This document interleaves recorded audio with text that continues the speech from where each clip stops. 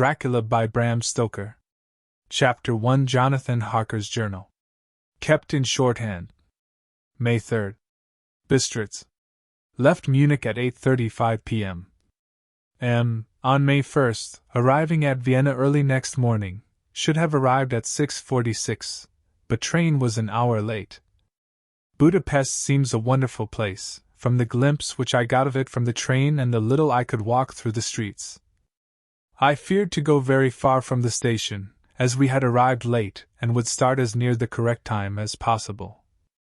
The impression I had was that we were leaving the west and entering the east, the most western of splendid bridges over the Danube, which is here of noble width and depth, took us among the traditions of Turkish rule. We left in pretty good time, and came after nightfall to Klausenburg. Here I stopped for the night at the Hotel Royal. I had for dinner, or rather supper, a chicken done up some way with red pepper, which was very good but thirsty. Get recipe from Mina. I asked the waiter, and he said it was called paprika Händel, and that, as it was a national dish, I should be able to get it anywhere along the Carpathians. I found my smattering of German very useful here. Indeed, I don't know how I should be able to get on without it. Having had some time at my disposal when in London, I had visited the British Museum, and made search among the books and maps in the library regarding Transylvania. It had struck me that some foreknowledge of the country could hardly fail to have some importance in dealing with a nobleman of that country. I find that the district he named is in the extreme east of the country, just on the borders of 3 states, Transylvania, Moldavia and Bukovina, in the midst of the Carpathian Mountains, one of the wildest and least known portions of Europe. I was not able to light on any map or work giving the exact locality of the Castle Dracula, as there are no maps of this country as yet to compare with our own Ordnance Survey maps. But I found that Bistritz, the post town named by Count Dracula, is a fairly well-known place. I shall enter here some of my notes, as they may refresh my memory when I talk over my travels with Mina. In the population of Transylvania there are 4 distinct nationalities: Saxons in the south, and mixed with them the Wallachs, who are the descendants of the Dacians, Magyars in the west, and Sekulis in the east and north. I am going among the latter, who claim to be descended from Attila and the Huns. This may be so, for when the Magyars conquered the country in the 11th century they found the Huns settled in it. I read that every known superstition in the world is gathered into the horseshoe of the Carpathians, as if it were the center of some sort of imaginative whirlpool. If so, my stay may be very interesting. I must ask the Count all about them. I did not sleep well, though my bed was comfortable enough, for I had all sorts of queer dreams. There was a dog howling all night under my window, which may have had something to do with it, or it may have been the paprika, for I had to drink up all the water in my carafe, and was still thirsty. Towards morning I slept and was wakened by the continuous knocking at my door, so I guess I must have been sleeping soundly then.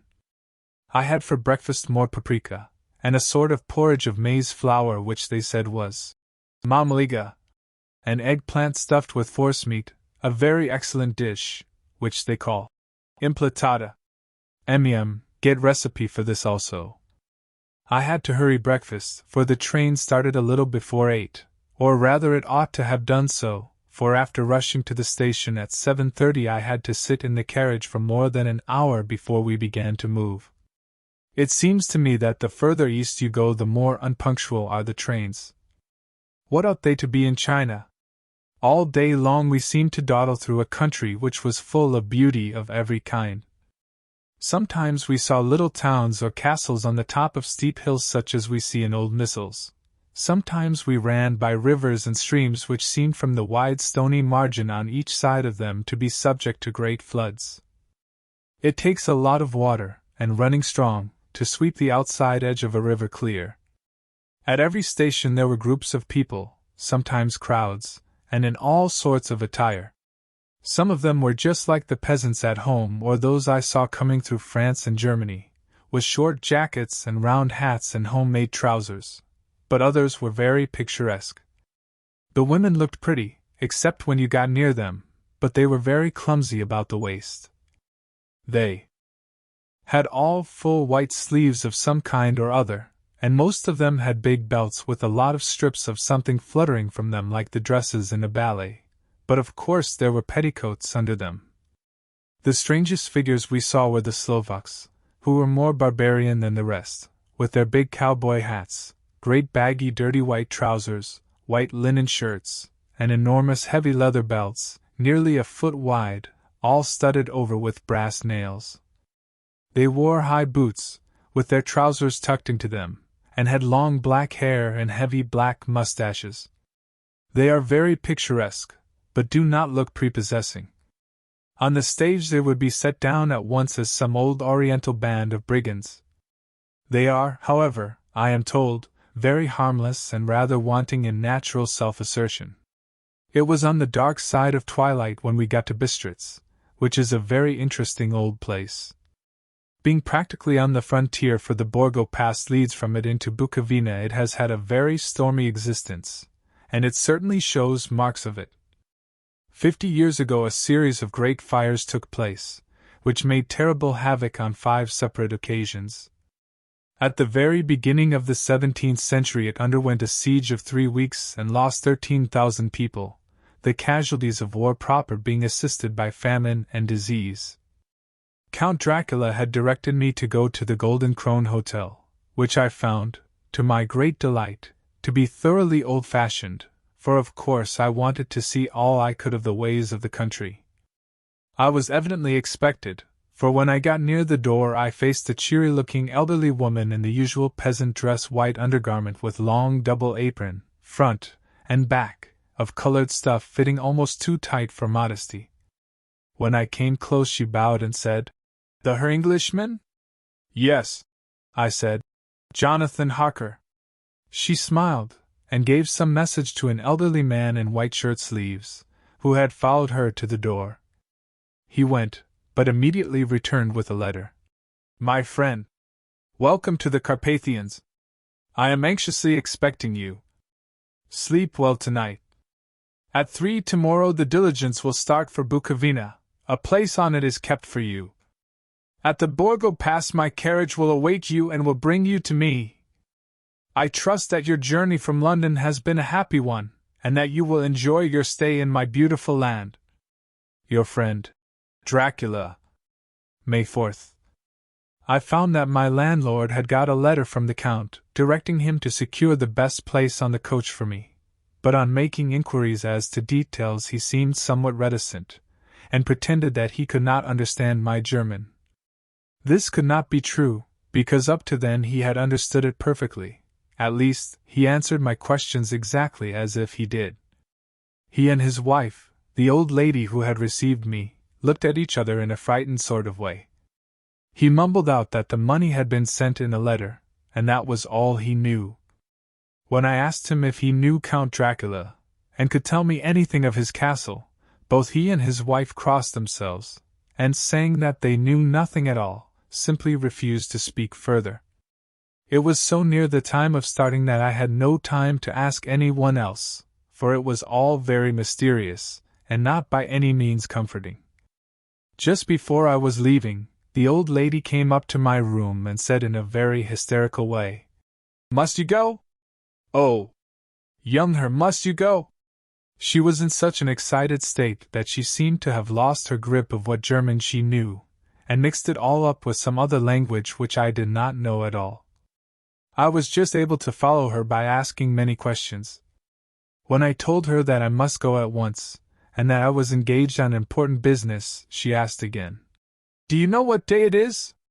I answered that it was the 4th of May. She shook her head as she said again, "Oh, yes. I know that. But do you know what day it is?"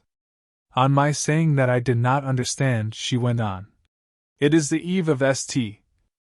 George's Day. Do you not know that tonight, when the clock strikes midnight, all the evil things in the world will have full sway? Do you know where you are going, and what you are going to?" She was in such evident distress that I tried to comfort her, but without effect. Finally she went down on her knees and implored me not to go, at least to wait a day or two before starting. It was all very ridiculous, but I did not feel comfortable. However, there was business to be done, and I could allow nothing to interfere with it. I therefore tried to raise her up, and said, as gravely as I could, that I thanked her, but my duty was imperative, and that I must go. She then rose and dried her eyes, and taking a crucifix from her neck offered it to me. I did not know what to do, for, as an English churchman, I have been taught to regard such things as in some measure idolatrous, and yet it seemed so ungracious to refuse an old lady meaning so well and in such a state of mind. She saw, I suppose, the doubt in my face, for she put the rosary round my neck, and said, "For your mother's sake," and went out of the room. I am writing up this part of the diary whilst I am waiting for the coach, which is, of course, late, and the crucifix is still round my neck. Whether it is the old lady's fear, or the many ghostly traditions of this place, or the crucifix itself, I do not know, but I am not feeling nearly as easy in my mind as usual. If this book should ever reach Mina before I do, let it bring my goodbye. Here comes the coach. May 5th. The castle. The grey of the morning has passed, and the sun is high over the distant horizon, which seems jagged, whether with trees or hills I know not, for it is so far off that big things and little are mixed. I am not sleepy, and, as I am not to be called till I awake, naturally I write till sleep comes. There are many odd things to put down, and lest who reads them may fancy that I dined too well before I left Bistritz, let me put down my dinner exactly. I dined on what they called robber steak, bits of bacon, onion, and beef, seasoned with red pepper, and strung on sticks and roasted over the fire, in the simple style of the London cat's meat. The wine was golden mediash, which produces a queer sting on the tongue, which is, however, not disagreeable. I had only a couple of glasses of this, and nothing else. When I got on the coach the driver had not taken his seat, and I saw him talking with the landlady. They were evidently talking of me, for every now and then they looked at me, and some of the people who were sitting on the bench outside the door, which they call by a name meaning word bearer, came and listened, and then looked at me, most of them pityingly. I could hear a lot of words often repeated, queer words, for there were many nationalities in the crowd, so I quietly got my polyglot dictionary from my bag and looked them out. I must say they were not cheering to me, for amongst them were Ordog, Satan, Pokol, Hell, Strigojka, Witch, Vrolak, and Vukoslak, both of which mean the same thing, one being Slovak and the other Servian for something that is either werewolf or vampire.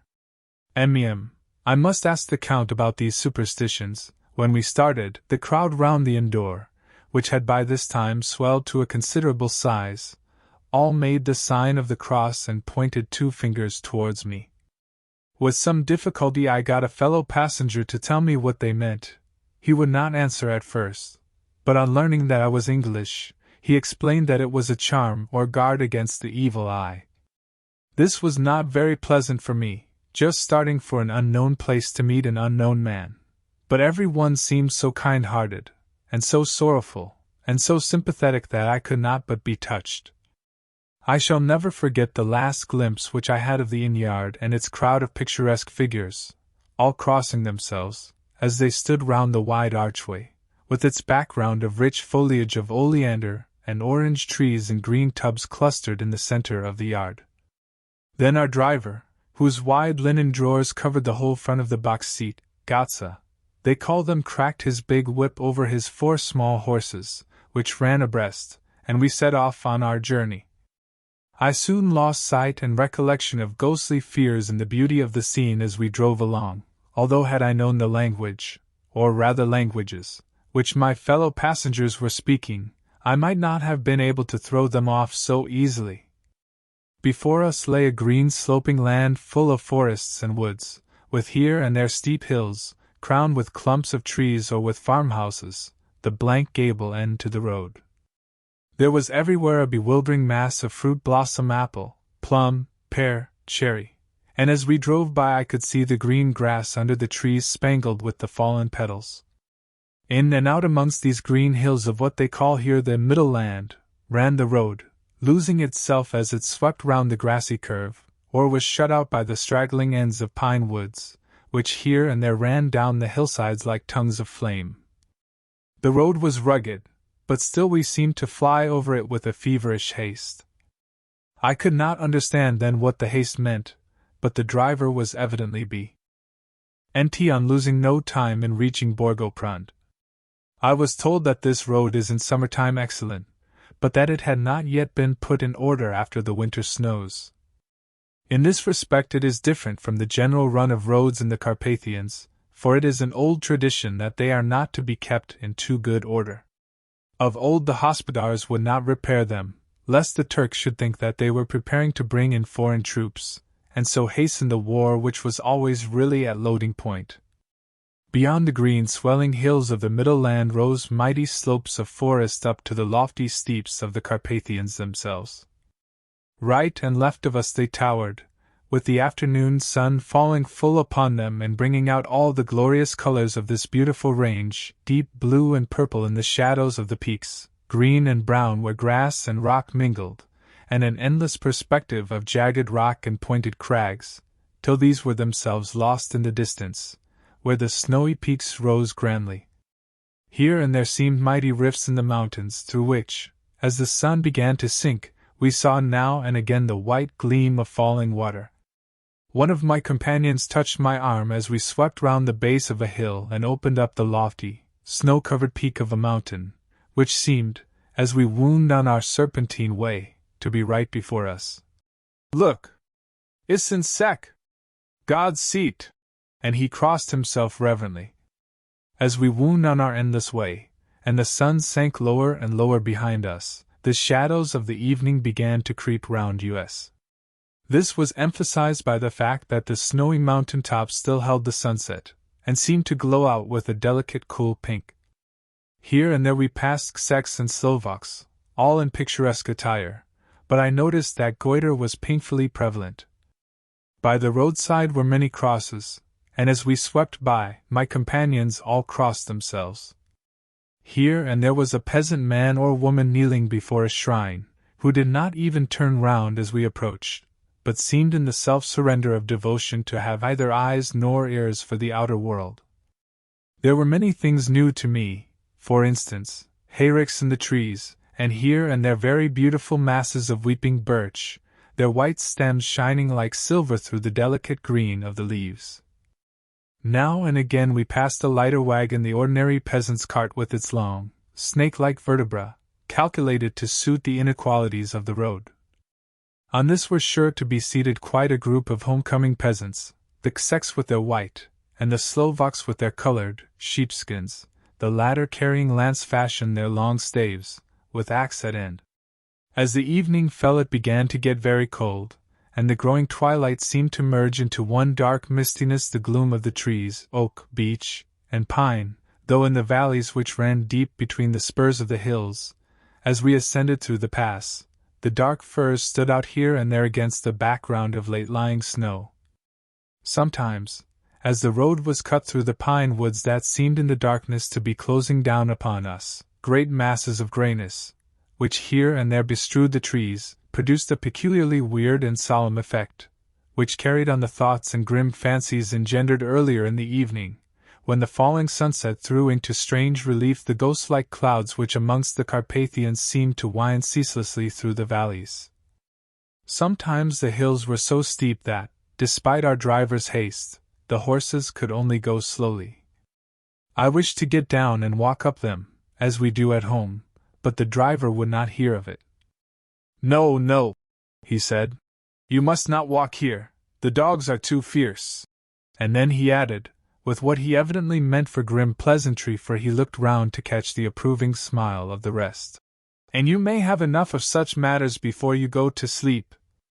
The only stop he would make was a moment's pause to light his lamps.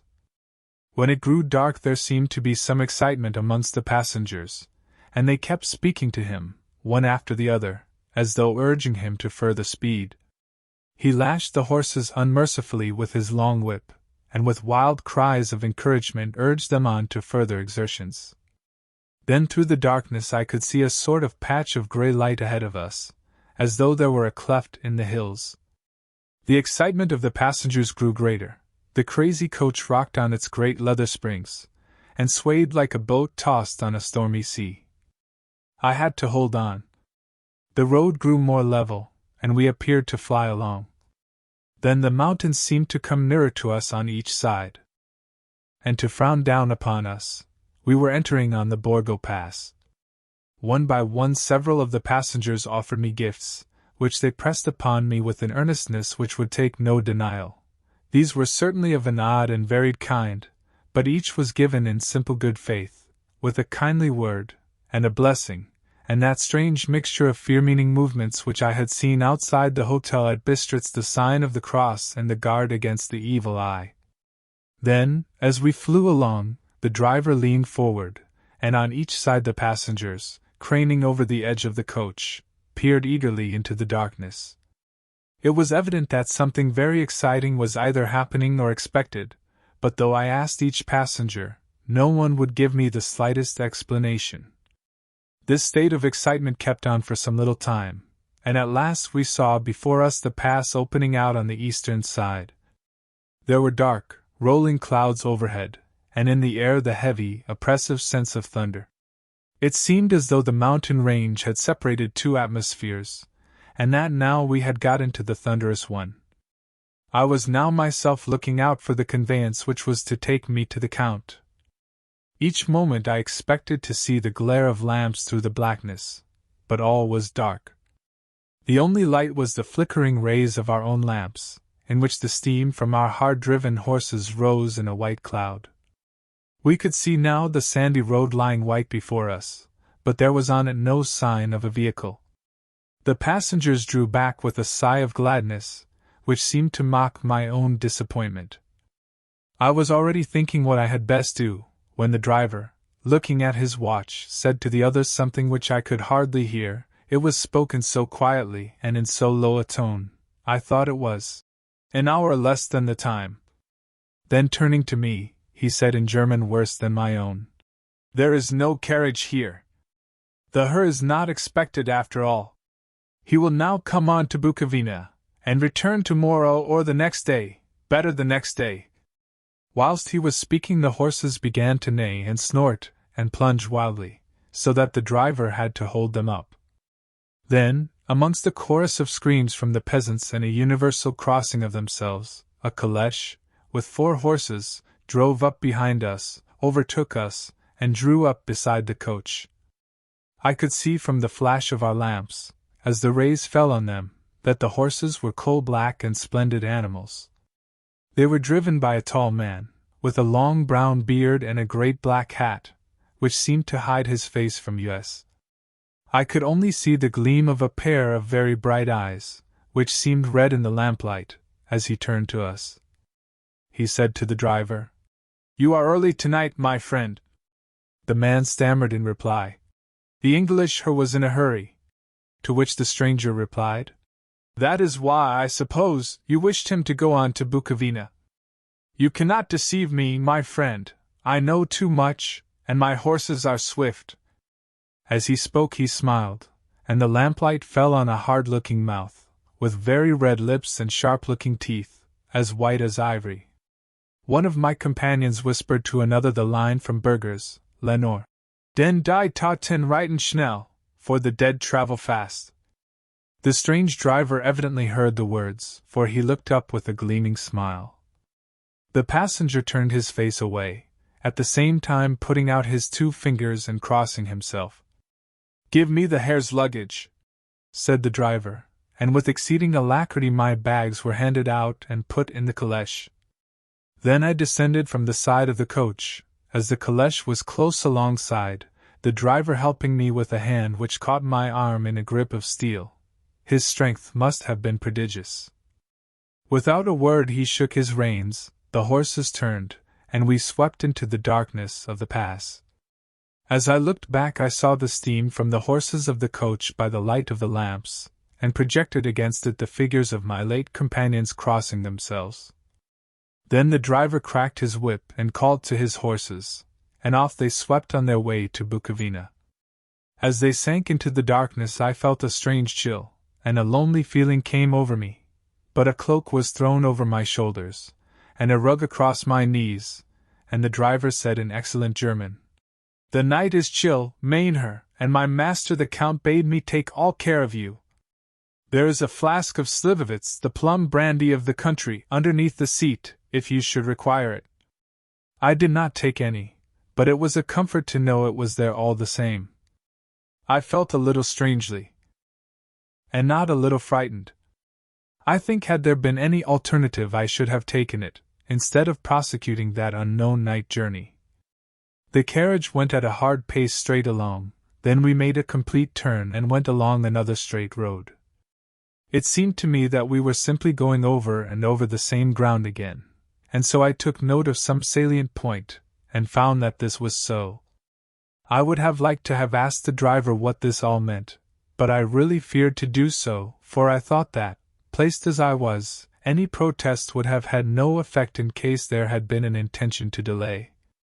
By and by, however, as I was curious to know how time was passing, I struck a match, and by its flame looked at my watch. It was within a few minutes of midnight. This gave me a sort of shock, for I suppose the general superstition about midnight was increased by my recent experiences. I waited with a sick feeling of suspense. Then a dog began to howl somewhere in a farmhouse far down the road, a long, agonized wailing, as if from fear. The sound was taken up by another dog, and then another and another, till, borne on the wind which now sighed softly through the pass, a wild howling began, which seemed to come from all over the country, as far as the imagination could grasp it through the gloom of the night. At the first howl the horses began to strain and rear, but the driver spoke to them soothingly, and they quieted down, but shivered and sweated as though after a runaway from sudden fright. Then, far off in the distance, from the mountains on each side of us began a louder and a sharper howling, that of wolves, which affected both the horses and myself in the same way, for I was minded to jump from the caleche and run, whilst they reared again and plunged madly, so that the driver had to use all his great strength to keep them from bolting. In a few minutes, however, my own ears got accustomed to the sound, and the horses so far became quiet that the driver was able to descend and to stand before them.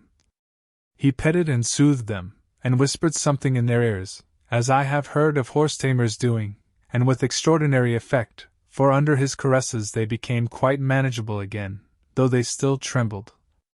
The driver again took his seat, and shaking his reins started off at a great pace.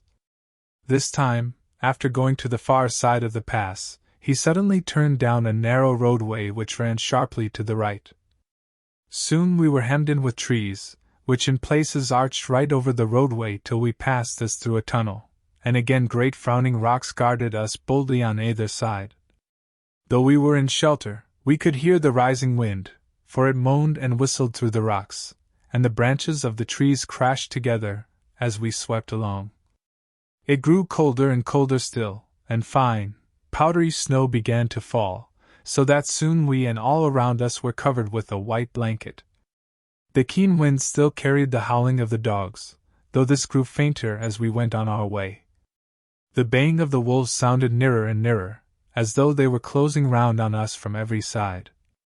I grew dreadfully afraid, and the horses shared my fear. The driver, however, was not in the least disturbed. He kept turning his head to left and right, but I could not see anything through the darkness. Suddenly, away on our left, I saw a faint, flickering blue flame. The driver saw it at the same moment. He at once checked the horses, and jumping to the ground, disappeared into the darkness. I did not know what to do, the less as the howling of the wolves grew closer, but while I wondered the driver suddenly appeared again, and without a word took his seat, and we resumed our journey. I think I must have fallen asleep and kept dreaming of the incident, for it seemed to be repeated endlessly, and now looking back, it is like a sort of awful nightmare. Once the flame appeared so near the road that even in the darkness around us I could watch the driver's motions. He went rapidly to where the blue flame arose. It must have been very faint, for it did not seem to illumine the place around it at all, and gathering a few stones, formed them into some device. Once there appeared a strange optical effect. When he stood between me and the flame he did not obstruct it, for I could see its ghostly flicker all the same.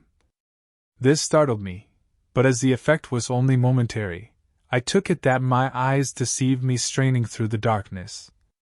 Then for a time there were no blue flames, and we sped onwards through the gloom, with the howling of the wolves around us, as though they were following in a moving circle. At last there came a time when the driver went further afield than he had yet gone, and during his absence, the horses began to tremble worse than ever and to snort and scream with fright. I could not see any cause for it, for the howling of the wolves had ceased altogether, but just then the moon, sailing through the black clouds, appeared behind the jagged crest of a beetling, pine-clad rock, and by its light I saw around us a ring of wolves, with white teeth and lolling red tongues, with long, sinewy limbs and shaggy hair. They were 100 times more terrible in the grim silence which held them than even when they howled. For myself, I felt a sort of paralysis of fear. It is only when a man feels himself face to face with such horrors that he can understand their true import. All at once the wolves began to howl as though the moonlight had had some peculiar effect on them. The horses jumped about and reared, and looked helplessly round with eyes that rolled in a way painful to see, but the living ring of terror encompassed them on every side, and they had perforce to remain within it. I called to the coachman to come, for it seemed to me that our only chance was to try to break out through the ring, and to aid his approach. I shouted and beat the side of the caleche, hoping by the noise to scare the wolves from that side, so as to give him a chance of reaching the trap. How he came there, I know not, but I heard his voice raised in a tone of imperious command, and looking towards the sound, saw him stand in the roadway. As he swept his long arms, as though brushing aside some impalpable obstacle, the wolves fell back and back further still. Just then a heavy cloud passed across the face of the moon, so that we were again in darkness. When I could see again, the driver was climbing into the caleche, and the wolves had disappeared. This was all so strange and uncanny that a dreadful fear came upon me, and I was afraid to speak or move. The time seemed interminable as we swept on our way, now in almost complete darkness, for the rolling clouds obscured the moon. We kept on ascending, with occasional periods of quick descent, but in the main always ascending. Suddenly, I became conscious of the fact that the driver was in the act of pulling up the horses in the courtyard of a vast ruined castle, from whose tall black windows came no ray of light, and whose broken battlements showed a jagged line against the moonlit sky.